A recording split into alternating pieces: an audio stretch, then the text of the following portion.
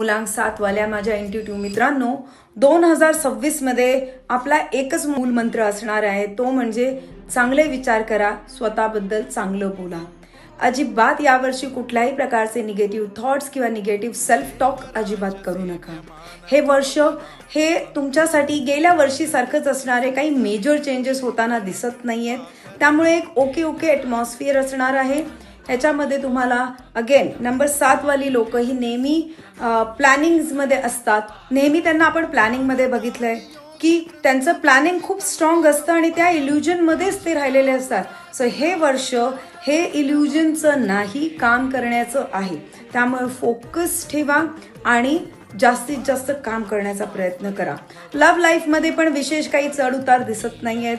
Same जॉबसाठी सुद्धा change job करायचा असेल तर अपॉर्च्युनिटीज जून नंतरच येताना दिसत आहेत.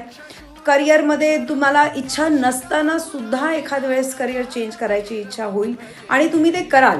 तुम्हाला करायचं नाहीये पण ती संधी येईल आणि तुमच्या मनाविरुद्ध तो चेंज तुम्हाला ॲक्सेप्ट करावा लागणार आहे. तर त्याच्यासाठी मेंटली प्रिपेअर राहा. बिझनेसमध्ये सुद्धा कुठली तरी नवीन संधी येईल आणि तुम्हाला परत तेच न करायची इच्छा असताना सुद्धा आपण ते करू शकतो. खर्च जरा सांभाळून करा यावर्षी आणि जास्त काळा रंग अवॉइड करायचा आहे यावेळी तुम्हाला. Okay, so all the best for you for 2026 number 7 my dear friends. All the best.